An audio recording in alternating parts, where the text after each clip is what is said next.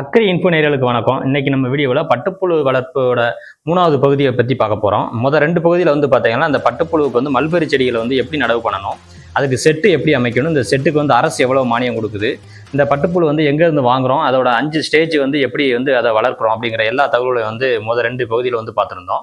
இந்த கடைசி பகுதியில் வந்து இப்போ நம்ம எதை பற்றி பார்க்க போகிறோம்னு பார்த்தீங்கன்னா, குறிப்பாக அந்த பட்டுப்புழுகளுக்கு வந்து எந்த மாதிரியான நோய்கள் ஏற்படும், அந்த நோய்களை வந்து இது நம்ம எப்படி வந்து பாதுகாத்து இந்த பட்டுப்புழுகளை வந்து வளர்த்து அதிகமான முறையில் வந்து பட்டுக்கூடுகளை எடுத்து அதுலேருந்து அதிகமான லாபம் எப்படி எடுக்கிறது, இந்த புழுக்கள் வந்து எத்தனை முட்டைகள்ல இருந்து எவ்வளவு கிலோ வரைக்கும் நமக்கு கிடைக்குது, ஒவ்வொரு கிலோவுக்கு வந்து எவ்வளவு ரேட்டு போய்கிட்டு இருக்குது, இதுலேருந்து எவ்வளோ லாபம் வந்து எடுத்துட்டு இருக்கிறாரு அப்படிங்கிற எல்லா தகவலையும் கேட்டு தெரிஞ்சுக்க வந்திருக்கிறோம். வாங்க நம்ம வீடியோக்குள்ள போகலாம். இப்போ இந்த முட்டைகளை வந்து கூடு கட்டுறதுக்கு வந்து தனியாக ஏதாச்சும் இந்த மாதிரி பண்றீங்களா? இது எதுக்க வேண்டிய இது வந்து நெட்ரிக்கான்னு சொல்லுவாங்க. இது வந்து இப்ப எடுத்து வச்சுட்டு அதுக்கப்புறம் கட்டி வைக்காம வச்சிருக்காங்க, அடைச்சி வச்சிருக்காங்க. கட்டி வைக்கணும். ஆக்சுவலி இப்படி வைக்க கூடாது. இது வைக்கிறதுனால என்ன ஆகும் அப்படின்னா, இந்த வலை வந்து அகலம் ஆயிரும். ஓகே, அகலம் ஆகும்போது கூடு நிறைய நூல் நிறைய வேஸ்ட் ஆயிரும். நான் வலை பேக்ஸியா கட்டி வைக்கிறது. அப்புறம் இது முடிச்சிட்டீங்கன்னா இதை வந்து இப்படி எடுத்து மேல வச்சா போகும். இப்படி கட்டிட்டு மேல வச்சிடணுங்கிறீங்க. நீ எதுவுமே கட்ட வேண்டியது இல்லை, அது சும்மா கட்டி வைக்கிறது. நார்மலா இப்ப இந்த வலையை எடுத்து இப்படி வச்சிட்டீங்கன்னா போதும். இப்ப இங்கிட்டு ஒரு வலை வைப்போம், இதே மாதிரி அந்த சைடு ஒரு வலை வைப்பீங்க. அந்த வலை வந்து ஆட்டோமேட்டிக்கா இந்த சைடு அந்த சைடும் ஏறி நின்றுச்சுன்னா இப்படி வச்சிட்டோம். நீங்க நம்ம இது நாளைக்கு 12 நாள் நம்ம இற கொடுத்ததுனால அடுத்த 6 நாள் நீங்க உள்ள வர வேண்டியதில்லை. வலை வச்சு முடிச்சாச்சுன்னா அந்த புழு அதுவா மேலே ஏறும், அதுவா கூடு கட்டும். கூடு கட்டி முடிச்சுட்டு 6 நாள் கழிச்சு நம்ம வந்து அந்த வலையை எடுத்து இருக்க கூடு ஃபுல்லா எடுத்து ஹார்வெஸ்ட் பண்ணி கொண்டு வைக்கலாம். நம்ம மார்க்கெட் வந்து இங்க தேனியில தென்காசியில இருக்கு. ஓகே, இப்போ நீங்க வந்து அப்போ நம்மளுடைய வேலை வந்து பார்த்தீங்கன்னா, நம்ம ஆரம்பத்துலேருந்து பார்க்கும்போது வந்து பார்த்தீங்கன்னா, ஃபர்ஸ்ட் 3 நாள் நீங்கள் இற கொடுக்குறீங்க, 1 நாள் கேப் விட்டுறீங்க, 4 நாள் ஆச்சு. திரும்ப மறுபடியும் 4 நாள் இற வைக்க உணவு கொடுக்குறீங்க, 2 நாள் கேப் விட்டுறீங்க. அப்போ 4 2 6 6 நாள் 10 நாள் ஆகி போச்சு. அப்புறம் 5வது ஸ்டேஜில் நீங்கள் எவ்வளோ நாள் உணவு கொடுக்குறீங்க? 6 நாள். அப்போ 16 நாள் ஆச்சு. எத்தனை நாள் கேப் விடுவீங்க? 6 நாள். 16 6 நாள் கேப் விட்டுறீங்க. 6 நாள் நம்ம எடுத்துருந்தீங்க. 16 6 22 நாள் ஆயிருச்சு. 22 நாள் மார்க்கெட்டுக்கு கொண்டு போயிடலாம். 22 நாள் உங்க மார்க்கெட்ல கையில காசு ஆயிடும். அப்போ நீங்க வந்து அந்த 4வது ஸ்டேஜ்ல தான் உணவு அதிகமா கொடுக்குறீங்க. 5வது ஸ்டேஜ்ல எத்தனை நாள்? அந்த 6 நாள் கொடுக்குறீங்க. 6 நாள் கொடுத்துட்டு அந்த 6 நாள் முடிச்ச உடனே வந்து பாருங்க நம்ம வலை வச்சிருந்தீங்க. வலை வச்சுட்டா வேலை இல்ல. வலை வச்சுட்டா 6 நாள் நமக்கு உள்ள வேலை இல்ல. Okay okay. அப்போ ஃபர்ஸ்ட் 3 நாள் வேலை, 2வது ஸ்டேஜ்ல 4 நாள் வேலை, 3வதுல 6 நாள் வேலை. 6 நாள் 10 13 நாள் தான் நமக்கு வேலைங்கிறீங்க. வேலை 12 நாள் 13 நாள் தான் வேலை. நம்ம வந்து பாத்தீங்கன்னா விவசாயத்துல வந்து எவ்வளவோ நம்ம கஷ்டப்பட்டு நம்ம வேலை பார்த்துட்டு இருக்கிறோம். இதே ஒரு வாழை விவசாயமா இருக்கட்டும், எலுமிச்சை சாகுபடியா இருக்கட்டும், மல்லிகைப்பூ விவசாயமா இருக்கட்டும், அதுக்கு நம்ம கொடுக்குற உரங்கள்ல இருந்து அதுக்கு கொடுக்குற மருந்துகள்ல இருந்து வந்து பாத்தீங்கன்னா விவசாயிகளுக்கு வந்து நிறைய வந்து இதுல வந்து கஷ்டங்களை வந்து பார்த்துட்டு இருக்கிறாங்க. இப்போ ஒரு உதாரணத்துக்கு நம்ம போன வீடியோலேயே பதிவு செஞ்சிருப்போம். வாழை சாகுபடி எல்லாம் பாத்தீங்கன்னா நம்ம 1 வருஷம் வெயிட் பண்ணணும். அந்த 1 வருஷம் வெயிட் பண்ணுறதுக்கு இடையில வந்து பாத்தீங்கன்னா இயற்கையோட இடர்கள் வந்து நிறைய வந்து சந்திக்க வேண்டியிருக்கும். அப்படி சந்திச்சதுல வந்து நம்ம போன வீடியோலேயே வந்து பார்த்திருப்போம். எல்லா வாழைகளையும் மொத்தமா டோட்டலா வாஷ் அவுட் பண்ணி அவ்வளவையும் கவுத்து போட்டுட்டு இருக்கு. அப்படி இருக்கும்போது இந்த மாதிரி ஒரு பட்டுப்புழுவை வந்து ஒரு விவசாயி வந்து இதையே முழு நேரமா இல்லாமலே வந்து பாத்தீங்கன்னா இதை ஒரு பகுதியாகவே வச்சு வந்து விவசாயம் பண்ணலாம் அப்படிங்கறது வந்து ரொம்ப தெளிவா வந்து சொல்லியிருந்தாங்க. இதுல வந்து உங்களுக்கு ரிஸ்க்னு பார்த்தா எந்த மாதிரி இருக்குன்னு சொல்லுங்க. ரிஸ்க் ஃபேக்டர்னா சார், இப்ப கிளைமேட் சடன் சேஞ்சஸ் ஒரு சில நேரத்துல ஆகும். இப்ப நல்ல வெயில் அடிச்சிட்டு இருக்குங்க. இப்ப நம்ம மே மாசம் வந்துருச்சு, ஃபுல் வெயில் டைம். நமக்கு மேக்சிமம் இந்த நம்ம தென்காசி மாவட்டத்தை பொறுத்தவரை இப்ப இந்த ஈஸ்ட் போர்ஷன், தென்காசியோட கலகடைசி பகுதி, இதுல வந்து பாத்தீங்கன்னா நமக்கு நம்ம தென்காசினா நம்ம ஜில்ல ஜில்லுன்னு தான் பார்த்திருப்போம். அது எல்லாமே சங்கரவேல். இது வந்து கொஞ்சம் வறட்சியான பகுதியில இந்த பகுதி வந்து பாத்தீங்கன்னா ஈக்குவல் டு மதுரை டெம்பரேச்சர் இருக்கும். ஓகே, இந்த மாதிரி டெம்பரேச்சர் வேரியன்ட் ஆகும்போது இப்ப இந்த நல்லா வெயில் அடிச்சிட்டு இருக்கு, திடீர்னு வந்து பாத்தீங்கன்னா டக்குனு மலைக்கு மேகமாயிரும். அந்த மாதிரி கிளவுடு டக்குனு சடன்லி சேஞ்சஸ் ஆகும்போது ஒரு மனிதராக இருந்தாலே வந்து நம்மளால சடக்குன்னு அடாப்ட் ஆகும். ஆனா இந்த புழுவுக்கு வந்து டக்குனு இது ஆனால அந்த அடாப்டேஷன் கிடைக்காம சில நேரத்துல வந்து ஒரு டிசீஸ் வந்து தாக்கிறதுக்கு வாய்ப்பு இருக்கு. இதுல வந்து மொத்தம் 3 வகையான டிசீஸ் இருக்கு. பிளாச்செரி, அப்புறம் வந்து கிராசரி, அப்புறம் வந்து நம்ம மஸ்கடைன். இந்த மாதிரி வரும். மஸ்கடைன் வந்து இப்ப வர்றது இல்ல. மஸ்கடைன் வந்து இந்த பனிக்காலம் வரும்ல, அந்த டயத்துல வரும். மஸ்கடைன் சுண்ணாம்பு கட்டி நோய் சொல்லுவோம். அப்படியே ஃப்ரீஸ் ஆயிரும்.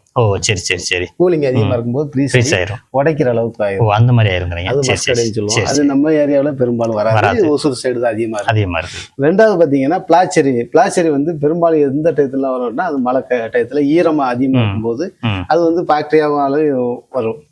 அது வந்து நம்ம அந்த சுண்ணாம்பு அடிக்கிறோம்ல, சுண்ணாம்பு படுக்கை கிருமி அது சரியா பயன்படுத்தாத பட்சத்துல அந்த கழிவுகள்ல இருந்து ஆட்டோமேட்டிக்கா பாக்டீரியா பங்கஸ் இதெல்லாம் ஃபார்ம் ஆகி அதுல வந்து இலை படும்போது அந்த இலை வழியா வயிற்றுக்குள்ள போய் புழுவோட வயிற்றுக்குள்ள போய் அந்த மாதிரி வரும். அப்படி வரும்போது அதுவுமே வந்து உங்களுக்கு பிளாச்சரி அப்படிங்கிற ஒரு கருப்பு கலர்ல ஆகி அப்படியே இறந்து வரும். அதுக்கப்புறம் மூணாவது வந்து பாத்தீங்கன்னா கிராசரி பால் புழு, ரொம்ப ரேர். இந்த மாதிரி சடன் கிளைமேட் சேஞ்சஸ்ல வரக்கூடிய ஒரு நோய். அது வந்து வைரஸ் டிசீஸ். சப்போஸ் 1 டைம் வந்துச்சுன்னா ஒரு 3 டைம் நம்மளுக்கு தொடர்ந்து பாதிக்கும். அது மேக்சிமம் நாங்க அதை வர விடாம கிளைமேட், அதனாலதான் நம்ம வந்து புழுவோட பேசுங்க அப்படின்னு சொல்லிட்டு உள்ள. இப்ப இந்த செட்ல வந்து பாத்தீங்கன்னா இப்ப மேல தகரம் தான், இந்த கீழே வந்து பாத்தீங்கன்னா ஒரு லேயர் வந்து போட்டிருக்கீங்க நீங்க, கிடுகு வச்சு போட்டிருக்கேன். அதனால கொஞ்சம் இதா இருக்கு. ஆனாலுமே வந்து இப்ப பாத்தீங்கன்னா வெளியே ஒரு இலை கூட அசையல. ஆமா, அப்படிங்கும்போது ஹீட் அதிகமா தான் இருக்கு. அப்ப கனருது. அப்ப நம்ம என்ன செய்யணும், வெளியே சாக் கட்டிட்டு இருக்காங்க. அந்த சாக்ல வந்து தண்ணி நினைச்சு விட்டோம்னா அது கொஞ்சம் கூலிங் உள்ள ஏறும். இல்ல அப்ப சாக்கு எடுத்து விட்டாலும் கொஞ்சம் கிளைமேட் வந்து சேஞ்சஸ் வாய்ப்பு. அந்த கிளைமேட் வந்து எப்பவுமே வெக்க இல்லாம இருக்கணும். இல்ல அப்படின்னா ஒரு எக்ஸாஸ்ட் மாத்தினா உள்ள இருக்க வெக்கை ஃபுல்லா வெளியே எடுத்துரும். அந்த மாதிரி சில விஷயங்கள் வந்து நம்ம பண்ணணும் விவசாயிகள். பெரும்பாலும் 4 பக்கமும் சாப் போட்டா விவசாயிகளுக்கு ரொம்ப நல்லது. 4 பக்கம் சாப் போடும்போது பாத்தீங்கன்னா ஒரு சின்ன ஒண்ணு இல்ல, இப்ப இந்த இதை உள்ள போட்டுருக்காங்கல்ல, இதே 4 பக்கம் போடும்போது உங்களுக்கு வெளியே இருந்து வர்ற வெப்ப காத்தே உள்ள சில்லுன்னு வரும்போது உங்களுக்கு அதுவே ஒரு பெரிய பிளஸ் பாயிண்ட். பொதுவா நம்ம வந்து எந்த ஒரு விவசாயமா இருக்கட்டும், நம்ம வந்து அதுல இருக்க லாபத்தை மட்டும் பேச போறது இல்லை, அதுல இருக்க வந்து அதுல எவ்வளவு இடர்பாடுகள் இருக்கு அப்படிங்கறதையும் நம்ம தெளிவா சொல்லிடணுங்கிறதுக்காக நம்ம இந்த விஷயத்தை கேட்டிருக்கோம். இப்போ வந்து பாருங்கன்னா, நீங்க ஆரம்ப ஸ்டேஜ்ல இருந்து கடைசி வரைக்கும் நம்ம முட்டை அந்த புழு அந்த கூடுகளை பிரிச்சு எடுக்கிற வரைக்கும் எவ்வளவு செலவாகும்னு சொல்லுங்களேன். செலவு வந்து பாத்தீங்கன்னா இப்ப நம்ம முட்டை தொகுதி இப்ப 150 முட்டை தொகுதி வாங்கியிருக்காங்கன்னா இதுக்கு ஒரு 6000 ரூபாய் செலவாயிருக்குங்க. சரிங்களா. அப்புறம் அந்த சுண்ணாம்பு நமக்கு தெரியும், உங்களுக்கு 150 ரூபாய்க்கு வாங்கினாலே 150 கல்லு சுண்ணாம்பு இங்க போதும். அப்ப 150 ரூபாய் சுண்ணாம்பு மற்ற பவுடர் எல்லாமே சேர்த்து ஒரு 500 ரூபாய் வச்சுக்கோங்க. 1000 ரூபாய் கூட வச்சுக்கோங்க. 6000 ரூபாய் வச்சுக்கோங்க. அப்புறம் வந்து மேண்டேஸ் ஒர்க் தான். மேண்டேஸ் பாத்தீங்கன்னா ஃபர்ஸ்ட் ஒரு 3 நாள் நம்மளே பாத்துக்கலாம்னு சொல்லிட்டு, இல்ல ஒரு ஆள் பாத்துக்குங்க, ஒரு ஆள் சம்பளம்னு வச்சுக்கோங்க. ஒரு லேடிஸ்க்கு வந்து 300 ரூபாய் இங்க சம்பளம். இப்போ ஒரு 6 நாளைக்கு வச்சு பார்க்கும்போது ஒரு 2000 ரூபாய் போட்டுக்கலாம். 2000 ரூபாய் வச்சுக்கோங்க. இது ஒரு 1000 ரூபாய் சேர்த்து 2000. இது ஒரு 1000 ரூபாய் 3000 ரூபாய். இப்போ 3000 ஆச்சு. அதுக்கப்புறம் லாஸ்ட் ஒரு 6 நாள் ஒரு 2 பேர் சேர்த்துக்குங்க. 2 பேர் 3 பேர் கூட சேர்த்துங்க. அப்போ ஒரு நாளைக்கு 1000 ரூபாய் வச்சு 6 நாளைக்கு 6000 ரூபாய். அப்ப 6 3 9, இது ஒரு 15,000 ரூபாய் ஆச்சு. இது 15,000 ரூபாய் செலவு. ஒரு 150 முட்டை கூடுகளை வச்சு நம்ம பராமரிக்கணும்னா ஒரு 15,000 ரூபாயில வந்து நம்ம முட்டை எடுக்கிறதுல இருந்து ஆள் சம்பளத்துல இருந்து எல்லாத்தையும் முடிச்சிடலாம்னு சொல்றீங்க. 15,000 ரூபாய் வந்து செலவு வருது. இந்த 15,000 ரூபாய் செலவு பிளஸ் டிரான்ஸ்போர்ட் எல்லாமே சேர்த்து ஒரு 20,000 ரூபாய் செலவு வச்சுக்கோங்க. ஆனா அவ்வளவு வராது. எப்பவுமே செலவு எனக்கு கொஞ்சம் சேர்த்து கிடையாது. உரம் மத்த இது எல்லாமே சேர்த்து ஒரு 20,000 ரூபாய் செலவு பண்ணீங்கன்னா இந்த இதுல வந்து பாத்தீங்கன்னா இப்ப 600 ரூபாய் 700 ரூபாய் போயிட்டு இருக்கு. நம்ம 500 ரூபாய் வச்சுக்கோங்க. 150 முட்டைக்கு 120 ரூபாய் வச்சாலும் 60,000 ரூபாய். இப்ப மார்க்கெட்ல என்ன போய்கிட்டு இருக்குன்னு சொல்றீங்க? இப்ப 700 ரூபாய் 800 ரூபாய் வரைக்கும் போகுது. நீங்க 150 முட்டைக்கும் 150 கிலோ எடுக்கலாம். நம்ம 120 கிலோ வச்சுக்கோங்க. 120 கிலோ போட்டாலுமே 120 கிலோ வருது. ஒரு 500 ரூபாய் ரேட் வச்சுக்கோங்க. கம்மியாவே வச்சுக்கணும். 500 ரூபாய் ரேட் வச்சு பார்த்தாலுமே ஒரு 60,000 ரூபாய் வச்சுக்கோங்க. ஓகே. 20,000 ரூபாய் செலவு பண்ணாலும் 20,000 செலவு பண்ணாலும் 40,000 இருக்கும். இது 22 நாள்ல. 22 நாள். இந்த 22 நாள்ல நம்ம வேலை பாக்குறது 12 நாள் தான். 12 நாளைக்கு 40,000 இன்கம். இது வந்து 150 முட்டை தொகுதி. இதே 2 ஏக்கர் போடும்போது உங்களுக்கு 200 முட்டை தொகுதி. அப்ப அளவு அப்படியே கூடும். இதே 3 ஏக்கர் போட்டு 300 முட்டை வைக்கும் போது இதே வேலை தான், இதே நாள் தான். ஆனா வருமானம் அதிகமாயிட்டே. இப்போ வந்து நம்ம அண்ணன் என்ன சொல்லியிருக்காங்கன்னா, இதுல வந்து எவ்வளவு செலவுகளை வந்து அதிகமாக தான் சொல்லியிருக்காங்க. செலவுகள் அதிகமாக சொல்லி வார வருமானத்தை வந்து பார்த்தீங்கன்னா குறைவாக தான் சொல்லியிருக்காங்க. இந்த செலவுகள் அதிகமாக சொல்லி வருமானத்தை குறைச்சி அவருக்கு சொன்ன கால்குலேஷன் படியே வந்து பார்த்தீங்கன்னா 21 நாட்களில் 40,000 ரூபா அந்த 150 முட்டை தொகுதியிலேருந்து எடுக்கலாம் அப்படிங்கிற மாதிரி சொல்லியிருக்காங்க. இதுக்கு இட வசதின்னு பார்த்தீங்கன்னா மொத்தமே ஒரு 10க்கு 20க்கு 50 20க்கு 50ங்கிற ஒரு செட்டில் தான் இதை அமைச்சிருக்காங்க. இது போக 2 ஏக்கர்ல வந்து மல்பெரி செடிகளை வந்து நடவு செஞ்சிருக்காங்க. இந்த மாதிரி ஒரு கட்டமைப்பு இருந்துச்சுன்னா எந்த ஒரு விவசாயியா இருந்தாலும் வந்து பாத்தீங்கன்னா இந்த பட்டுப்புழு வந்து தாராளமா வந்து நீங்க விவசாயம் பண்ணலாம் அப்படிங்கறது வந்து ரொம்ப தெளிவா வந்து இவ்வளவுதான் சொல்லியிருக்கீங்க. கடைசியா வந்து பாத்தீங்கன்னா நம்ம பட்டுப்புழு வளர்க்கணும்னு நினைக்கிற விவசாயிகளுக்கு வந்து உங்களுடைய ஆலோசனை என்ன அப்படிங்கறத மட்டும் சொல்லுங்க. விவசாயம்ங்கிறது நம்ம நாட்டோட முதுகெலும்பு. இருந்தாலும் நம்ம விவசாயிகள் எந்த அளவுக்கு பாதிக்கப்பட்டு இருக்கோம் அப்படிங்கிறத பார்க்கலாம். அதுக்கு காரணம் என்ன அப்படின்னா, நம்ம ஒரே விவசாயமா பண்ணாம மாற்று விவசாயமா பாருங்க. மாற்று விவசாயம் நிறைய இருக்கு. நம்ம அதுக்காக விவசாயம் ஆகாதுன்னு சொல்லவில்லை. மாற்று விவசாயமும் சேர்த்து பாருங்க.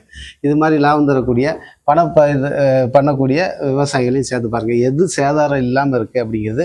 நீங்கள் இப்போ பழைய விவசாயிகள் மாதிரி கிடையாது. இப்போ உள்ள விவசாயிகள் எல்லாமே ஹைடெக் நிறைஞ்ச விவசாயிகள் தான். பாருங்க. விவசாயத்தோடு சேர்த்து இந்த மாதிரி தொழில், இது வந்து தொழில் சார்ந்த விவசாயம். இந்த மாதிரி தொழில் சார்ந்த விவசாயம் இது மட்டும்தான் இருக்கான்னு பார்த்தா இன்னும் நிறைய இருக்குது.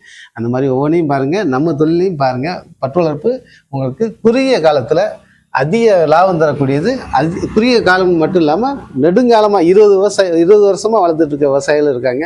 அது மாதிரி அவங்கள மாதிரி நீங்களும் இந்த பட்டு வளர்ப்பு மூலமாக பயன்பட்டு எத்தனையோ டாக்டர்களாகவும் இன்ஜினியர்களாகவும் வந்து மக்களை வந்து படிக்க வச்சு ரொம்ப சந்தோஷமாக இருக்காங்க. அதே மாதிரி நீங்களும் பயன்பெறணும். இப்போ கோயம்புத்தூர் சைடெலாம் பார்த்தீங்கன்னா காலையில் பார்த்தீங்கன்னா ஒரு சாதாரணமாக ஒரு கைலி ஒரு பனியன் போட்டு அடையாளமே தெரியாத அளவுக்கு விவசாயியாக இருப்பாங்க, பட்டு விவசாயம் இருப்பாங்க. ஈவினிங் பார்த்தீங்கன்னா ஒரு பெரிய ஆடிக்காரில் வந்து இறங்குற அளவுக்கு ஒரு பெரிய விவசாயியாக வந்து இந்த பட்டு விவசாயத்தை வச்சு மாறின விவசாயிகளும் இருக்காங்க.